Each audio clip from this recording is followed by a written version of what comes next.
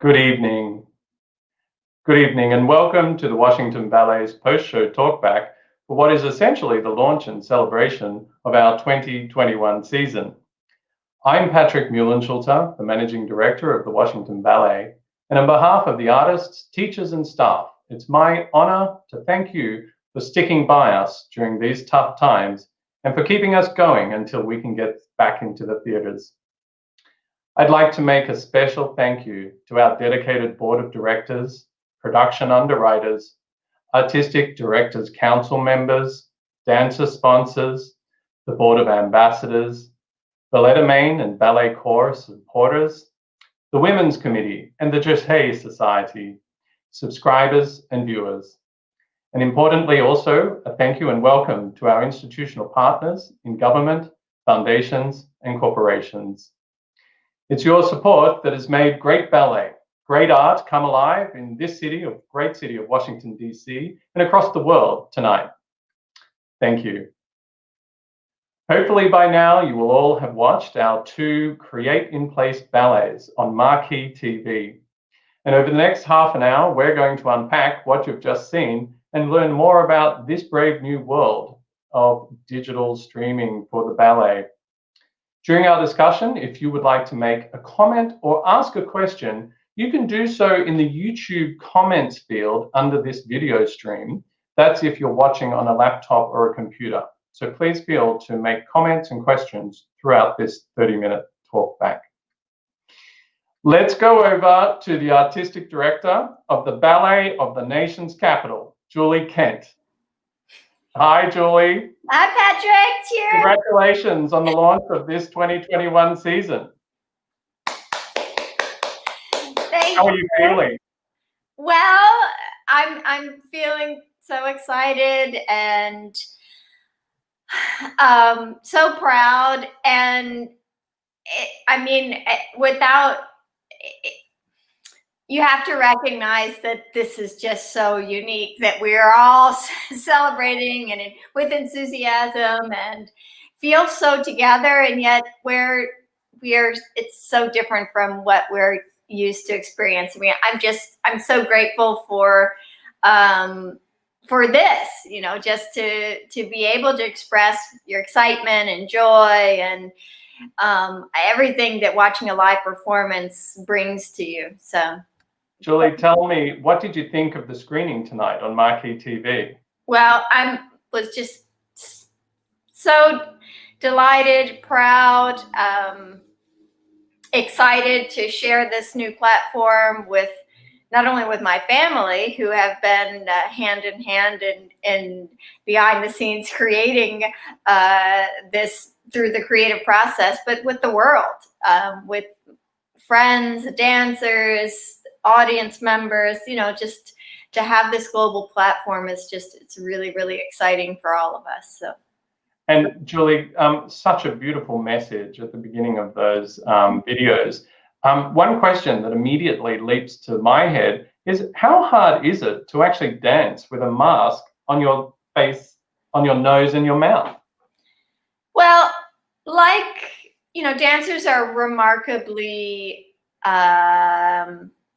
determined, and they are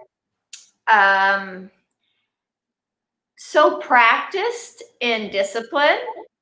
And so while it was difficult at the beginning, and sort of just the feeling you're not getting enough air and all that, they really trained their focus and were able to just, now it's very much it's normal. So, but I would say that when they could take the masks off, when we were filming outside and we were up with our tests and all of our safety protocol were there, and we could take the masks off. It was so exciting for our dancers to be able to see their colleagues' full face and smiles and expression, and not just. I'm sure. Just seeing even that picture of you with half your face covered is just, it's these are hard times. Julie, let me propose a toast to you and the Washington Ballet to launch the 2021 season. Congratulations. Thank you so much. And that's a very lovely fire. I hope we're going to have a lovely fireside chat tonight. That's a good idea. Well, tonight, Julie, we're very excited because we're going to be joined by the first two choreographers of your 4-part Create in Place series. Tamás Krizsa, originally from Budapest, Hungary, has been a member of our ballet company for 13 years now. And people will have seen his piece Forbidden Endearment on Marquee TV tonight. And you can also see his piece Together Apart. That was the one that was filmed in front of the National Cathedral with purple lights for our virtual gala recently. Hey, Tamás, how are you? Hi, Patrick. Hi, Julie. So good to see you guys. Also, I want to say hi, everyone who's watching. Hi. Hi, Tamás. I gotta join too. Oh, you're gonna on the toast. We're gonna be so. We do this every time somebody enters. Not Egészségedre, but that's Greek. Anyway, how do we say it in Hungarian? I forgot. Egészségedre. Egészségedre. Oh, that, you know who taught me that was Ivan Nash. God bless Ivan. And Egészségedre. We're also going to welcome tonight Xiomara Reyes, originally from Cuba, where she danced with the famous National Ballet of Cuba. Xiomara performed as a principal and soloist with the Royal Ballet of Flanders in Europe and was a principal dancer with ABT for 12 years. We are so honored that she is head of our School of Ballet's Professional Training Division and Upper Division. You saw her piece Kronos tonight. Welcome, Xiomara. Thank you. Thank you so much. It's wonderful and again, since everyone's coming in. Now we have to do it in Spanish. Salud. So also, guys, I'm really thrilled to welcome a special guest who's calling in from Los Angeles tonight, or it's about 5 o'clock in the afternoon there, the award-winning composer, conductor, and author, Mr. Blake Neely. So originally from the great state of Texas, Blake has scored more than 30 television series and 15 films. He's received 3 Emmy Award nominations for his scores of ABC's Pan Am, a gorgeous production, the HBO miniseries, The Pacific, a favorite of mine, and for his main title theme from the series Everwood. It was a breathtakingly beautiful piece of music that you heard accompany Tamás's piece tonight. Blake, a big welcome to this TWB family gathering. Oh my gosh, thank you so much. Thank you. Well, you can join in the cheers too. Mine is just cheers. That's my language. Cheers. Cheers. Cheers. Well, congratulations, everybody. It was really just phenomenal success. Let's talk about collaboration and the creative process in this brave new world of digital streaming. Tamás, what was your inspiration for Forbidden Endearment? Good question. Well, definitely Blake's music is so beautiful. It's so captivating. So that's a huge part of, I think, any choreographer's inspiration. And the other one was everything that Julie has brought to the table. She provided the dancers. She put out some guidelines. Those guidelines mostly were for health and safety, to make sure we follow every protocols. But other than that, she gave us full freedom. And she just stood behind us and she said, whatever you guys need and I can give, just ask. And I think that kind of freedom, that's very inspirational and also allows you to go to different angles and be a little bit braver, I guess. Sure. And also the dancers. The dancers are a very important part of the piece as well. So. Of course. And there's a beautiful story here, isn't there, about love and loss. What is that, Tamás? Yes. Okay, I'm going to unpack it a little bit because it's very condensed right there. But I try to breathe through. Yes, it's about love and loss and fighting against odds, which I think is very fitting with today's climate. But it's also fitting with any times because every one of us go through love and loss. What we saw at the very beginning, we saw as a guy and girl meet, typical everyday thing. And then the guy have to leave. And when he leaves with a promise of return. Promise of return. That's for me the symbol of that is the rose. And you know that feeling when the relationship just starts and you're just not really sure about it. You know that you feel like you guys are meant to be together. Everybody sees that, but the two person that's involved are the one that's never really 100% convinced. They're looking for that something that solidify it. And that rose just gives that confidence that he will return. That makes her happy. Then I'm gonna go into a metaphor. You know, when the glass is full of water, I think of this, the next scene, we will see how in the happiness, her soul basically comes out of her body, like layers of her soul we get to see. And how I think of that's where the glass of water comes in.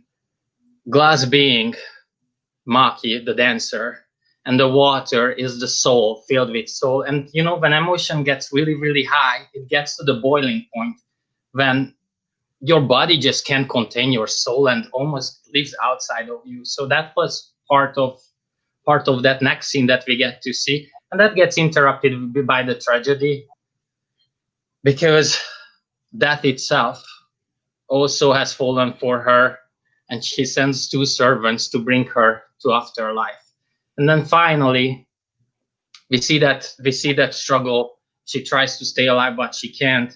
And then finally, we find ourselves this not afterlife, but I call it in between, but it's right where somebody's hanging between life and death. That part where you see the water and the reflection, I think that was very important for me right there, because you can kind of see almost that it's right on the edge of life and death. You can see below the reflection. That's just afterlife, and above it is still in life. So we are just right on that edge, symbolizing that edge, that the person is almost passed over. And then we see how she starts to gather strength, because she knows she needs to be somewhere. There was a promise, somebody is about to return, and he won't find her. And then I enter eventually. That's more just my essence, trying to pull her back to life. But at the same time, the servants of death realize that she's not fully passed over. They are pulling them on the other direction. And in the end, we see the result. So sorry that I got it too expanded. No, that was so beautiful. And I think it was bringing tears back to the eyes of everybody who had seen your exquisite piece tonight. Congratulations. And why don't we take a minute to watch a behind the scenes piece of footage of your piece. Thank you.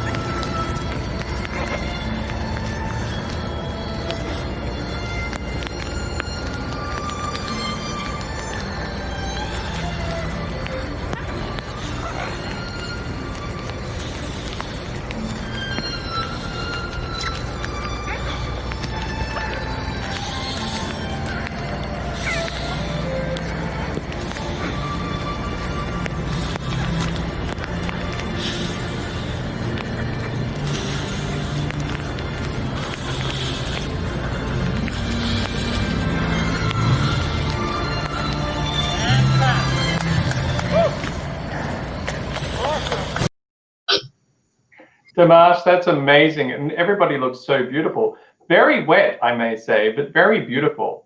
Very cool. Something that I find striking is the way you can hear the breathing of the cameraman. How do you think differently as a choreographer when your work is being filmed and edited rather than presented on the stage? Yeah, I'll be brief in this one. It is a little bit different. You know, when you're on stage, you know where your audience is. It's right there. It's always right there. You know the angles exactly. and they are not allowed to stand up from their seats and come on stage, walk around you. So you really know where it's being watched from. This way that there's a camera involved, you know the audience is where the camera is. So you're allowed to bring them in if you want. You're allowed to show different, if you want to show something from below or from the top, places where the audience could not go. It gives a different perspective. And the other thing is you kind of can guide the focus in live event. Sometimes some people picks out different parts, which is a magic in itself. Sometimes you want to see something else and other people see something else. In here, it's very, very guided. You're always guided where you have to, what you see. And I think we picked up on some of that in your other piece, Together Apart, in that people can also see on Marquee TV, that you're also really conscious of how the camera is following you around as dancers. Tell me about the music. You can see the dancers responding to Blake's exquisite score there. It's an interesting story. How did you find Blake, Tamás? And then let's hear from him. Yes. I started, I think I created Together Apart for a competition. And I was just one day just laying in my bed watching Arrows, the TV series Arrows. And suddenly this piece of music came in. I literally, after that, I stopped the movie right there and immediately went to, like, how do you call that app? Shazam or something, where you try to figure out what is this music, who wrote it. And then I found it's from Blake. I tried to get in touch with them can I use it? Is it possible? Of course, he allowed it. I was super lucky with that. Many years later, Julie thought it's a perfect opportunity to bring it back with a new facade and maybe elevate it with the backgrounds of the cathedral. And then from there on, Blake got to see it. He reached out to the ballet, and I actually want to hear Blake's story from here on out. Hey, Blake, tell us what happened. You reached out to us. So that competition was like 6 years ago, and I didn't even remember helping him secure the rights. And so then I heard from Warner Brothers, who own the music to Arrow, that this was being licensed for their virtual gala. And I mean, since I was a little boy studying Tchaikovsky and Prokofiev and Copland, maybe one day my music would be danced to. So I, of course, watched the virtual gala. I'm just a mess of tears afterwards. My manager said, write them a letter. And so I wrote to Julie.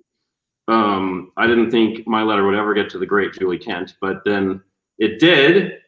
And she passed it off to Tamás, and I'm sitting in lockdown, bored, creatively stunted, and he emails me, and we started a little pen pal thing through June and part of July. And then one day I got the bravery to write him and say, hey, I'm a little bored. What if we wrote a ballet? And he said, I'll get back to you. I'm going to reach out to a few people. And literally 4 months later, 3 months later, we're here. I'm getting goosebumps of, the artistic collaboration and the process that still evolves and continues from, as you say, Tchaikovsky and Copland, from Diaghilev to Stravinsky, to everybody who have brought great music to this. And so thank you so much for your contribution to this. I'm thrilled. It's the most special thing I've ever been involved with. And I had no idea that TWB would be so warm and welcoming me to the family. So I'm thrilled. And a family it is indeed. We're going to take a look at, and I should also, by the way, Blake, thank you for your, in addition to exquisite artistic contribution, you then made a financial contribution to the Washington Ballet. So thank you so much for joining great supporters who are watching tonight.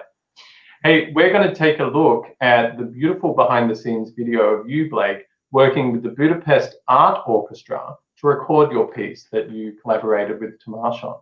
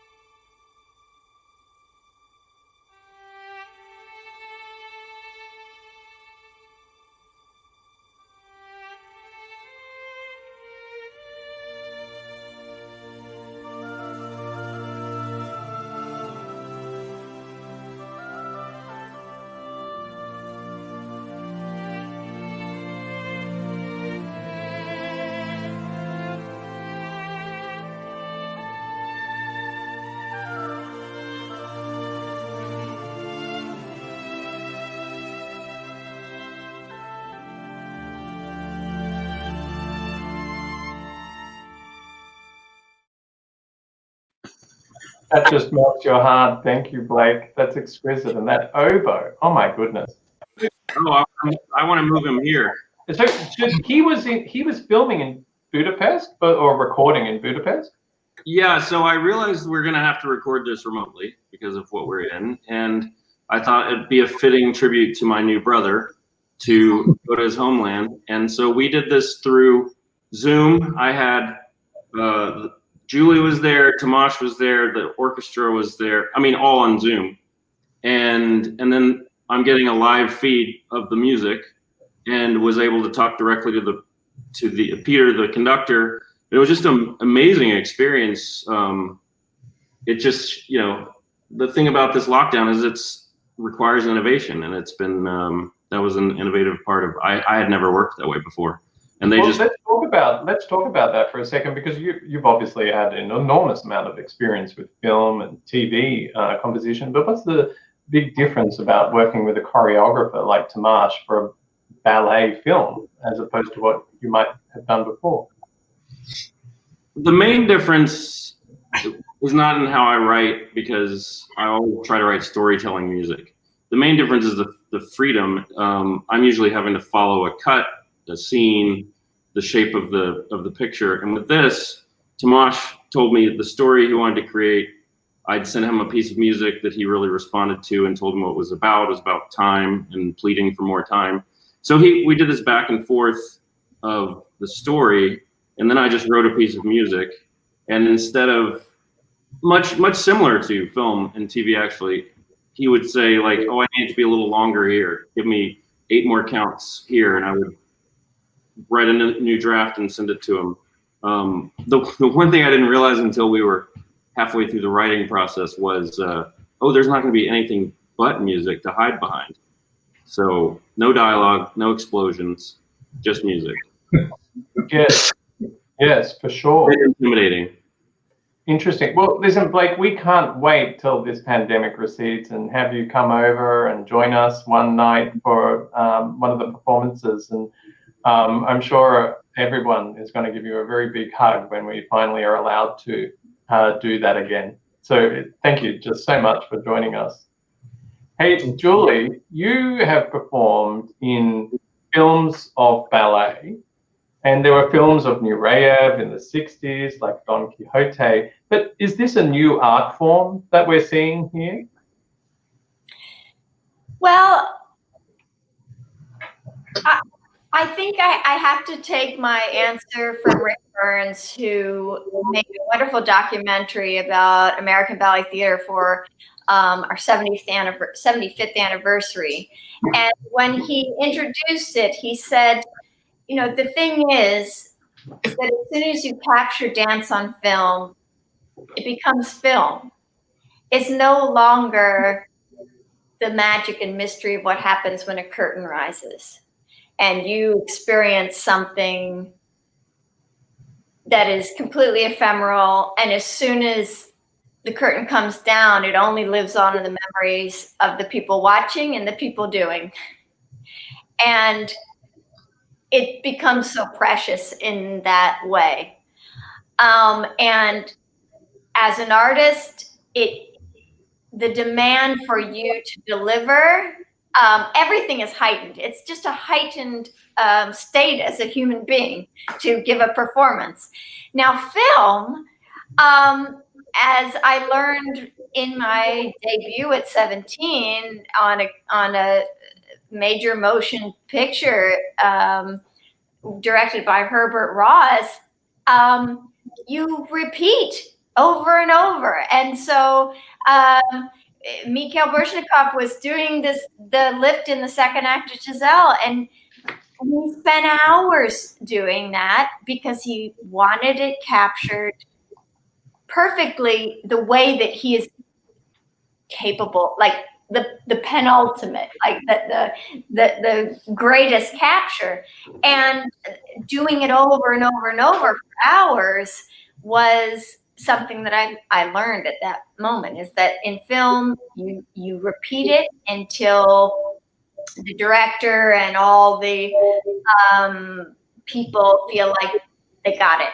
And then you release it. You let it go. You let it go to the editor and all the other people. So it's a very, very different emotional process, theatrical process, but it's, if you think of the long history of dance on film, it's been here. It just has been not, now it's happening on a global scale with Marquee TV, the Washington Ballet, and here we are. It's no longer just a major motion picture or a very special documentary for public television, but it's just the whole advancement in technology and the necessity for all of us to communicate and experience what it is to be human via a screen has just, it's become completely mandatory. So you talk about this new art form or this new form of ballet expression as being born of necessity, but do you see it continuing once the pandemic recedes? Absolutely. Absolutely. I think that, again, I can just speak from my own career, that how the fragility of the live performance is something that we as the human race have been doing since the beginning of time: dancing, singing, storytelling, making music, moving to the music, and sharing through words what that feels like. But capturing that and having it to watch over and over again is a wonderful way to connect with people. And I'm just absolutely will this stay a part of what we want, how we want the world to know the Washington Ballet. So it's a very exciting sort of new chapter turn. It is. It really is. Listen, everybody, I hope you'll stay with us just a little bit longer. There's just been so much to unpack, and it's so rich. At this point in time, I just wanted to say to everyone who's watching this, you have done so much for us already. But if you would like to make a contribution to the Washington Ballet right now, you can do so by texting the number, which is going to run at the bottom of the screen, 243-725, and you just type the letters TWB into that, and you can text there and follow the prompts from there. So don't forget also that you can make comments and ask questions if you're on your laptop or your computer as we work through here on the YouTube streaming platform. Hey, Xiomara, how are you? I'm doing well. I'm excited to be here, to hear everyone's thoughts on the process, and it's really exciting, yes. Hey, Xiomara, let's take a minute to look at some of the behind-the-scenes footage of your exquisite piece, Kronos.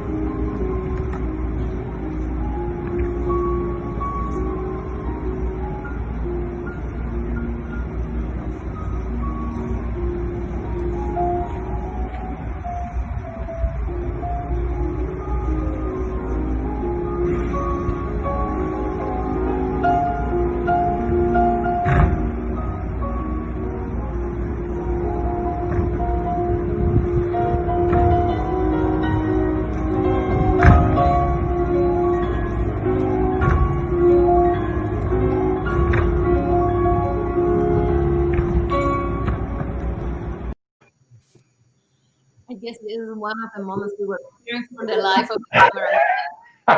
It was wonderful. It was wonderful. Hey, listen, I read that on Marquee TV, you wrote that you this piece was inspired by the time we currently live in. What did you mean by that? The hourglass, this too shall pass. Where were you going with it? Well, there are a few things in there. First of all, it has been inspired by time, yes, but also about how the reflection of how we are perceiving it. I think these circumstances have made us all really reflect about how slow time is going right now until we can be back and hug each other and be doing what we love to do in the studios and just having a normal life. And I think this had me thinking about all the other way of perceiving time. And for example, when when you fall in love and time stands still, and when you're having fun and enjoying, and then time goes really, really fast. And when you're struggling and there's that kind of desperation, and time becomes that unsurmountable thing sometimes. So I felt very inspired about that concept of time and everything that is meaning for almost everyone right now. I think we all, one way or the other, have been dealing with that. Was there something in the Chopin that you chose that you were picking up on about time? What was it? Was it the rubato in that particular movement, or what? Why did you choose the Chopin? There's this first, the beginning of the scherzo have this ta-da-dum, ta-da-dum, and that felt so much to me that someone waiting and going in their heads and time passing and that feeling of stuckness in a way. And it's amazing because I mean I have always had this amazing visceral reaction to Chopin's music, and when I hear his music it makes my body do something, and that's what it was doing, and I couldn't get it out. And it was very interesting that actually was the beginning of the whole piece. Before I knew about time, I just heard that ta-da-dum, ta-da-dum at the beginning of the scherzo, and that you start building on that. I guess just that feeling brought me back to the feeling of waiting. We are waiting all to be back.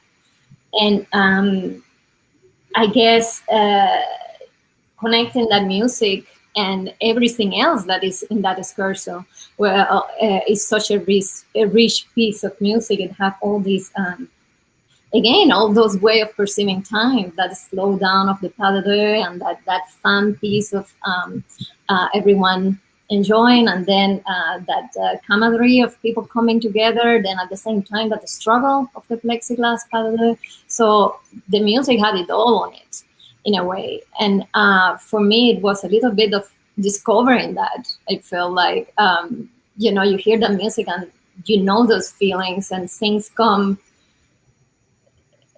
It's kind of synergetic in a way. Was your choreography inspired a lot by the music? A lot by what you were hearing in the Chopin, or? Completely. Really? Interesting. Yeah, so this is sounding like you were almost having a relationship with Chopin in the way that Blake and Tamás were having in the project they were working on. I feel except you couldn't fax Chopin the music. Joining us tonight.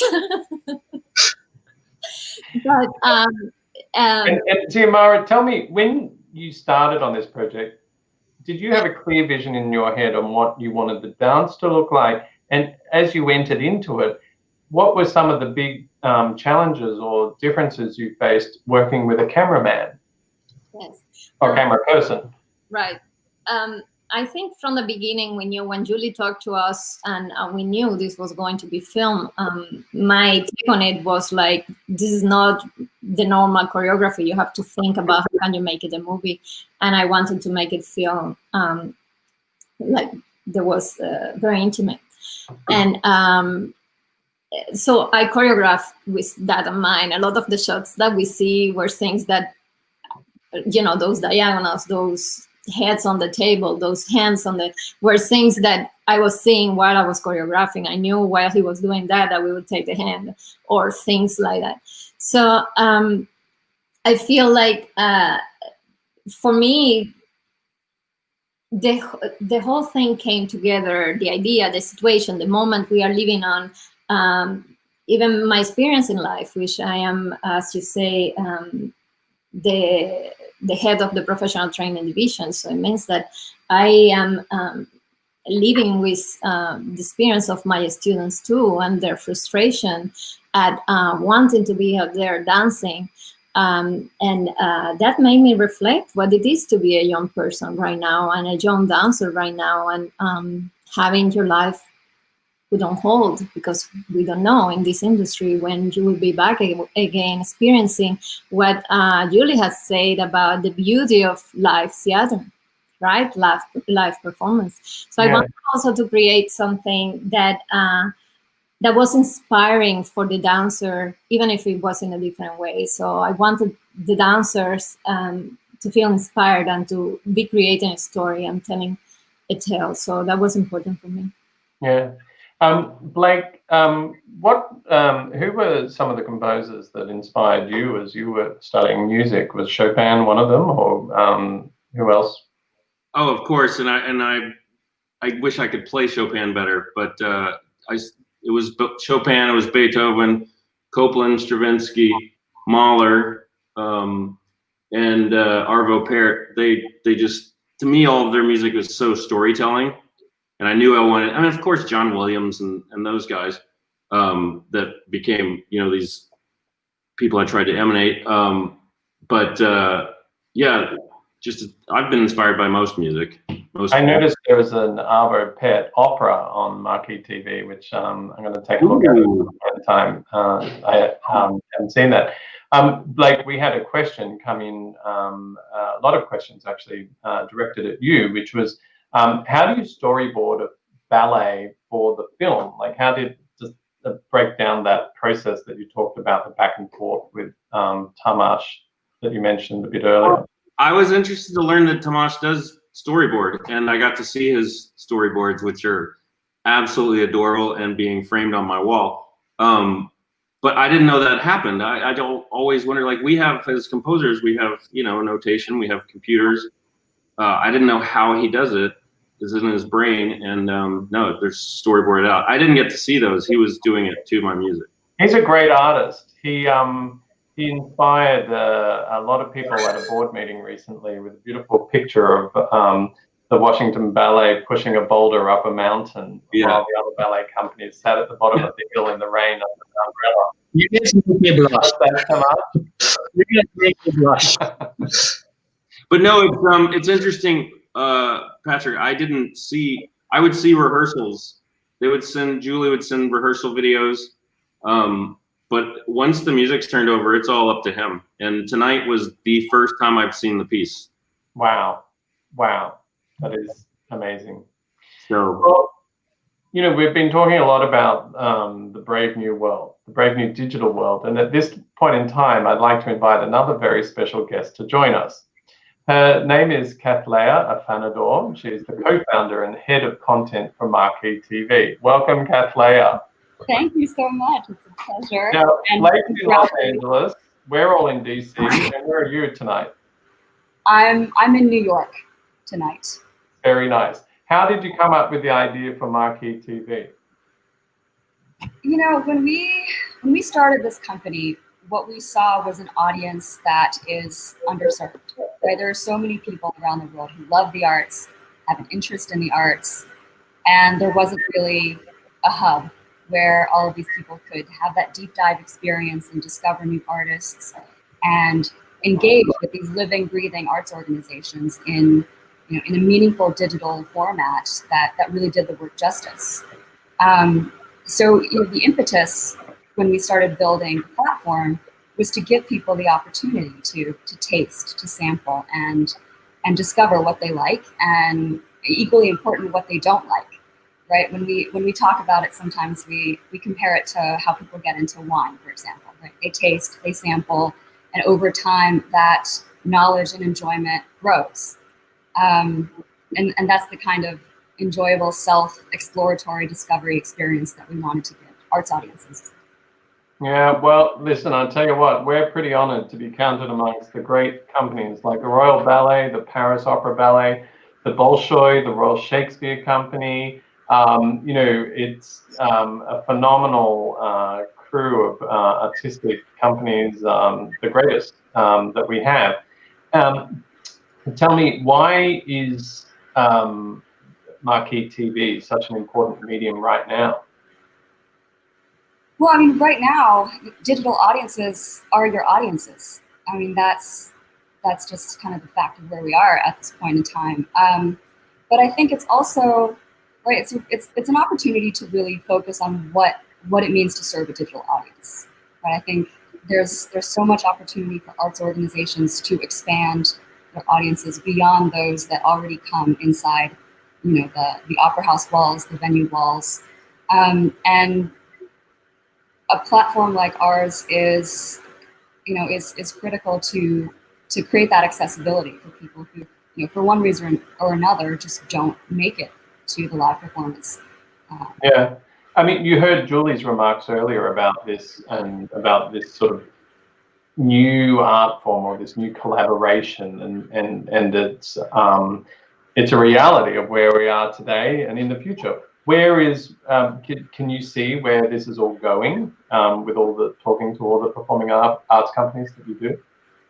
Well, I think, and you know, Julie said it before, it's not going away, right? I think digital it's not a quick fix for a situation that we find ourselves in. It's something that's going to fundamentally change the way arts organizations, you know, run, you know, not just from a business perspective, but also the creative output. You know, when you're thinking about creating for digital audiences, it's not just, you know, a camera at the back of house. There's a lot more opportunity to be creative, to think differently about how those pieces are going to be consumed, and I think that's, you know, that's complementary to what the live experience is. And it's a lot more flexible, right? I mean, I think when Milos Forman was filming Amadeus, he had to go all the way to Budapest to just work with the orchestra. Or no, I think that was Neville Mariner. But you basically had to get on a plane and go. Today, we can do it all from our home cities. Yeah, well, I wish I could have gotten on a plane and gone to Budapest. Well, you should take Tamás with you next time you go. Yeah. Well, but I did get on a plane and go to Washington, so at least I got that. Julie, how do you feel about our presence on Marquee TV? Well, I couldn't be more proud. And as I said in my opening remarks, this is, in any crisis, there's opportunity, right? And here it is realized, an opportunity for us to introduce the incredibly gifted, beautiful artists of the Washington Ballet with the world. And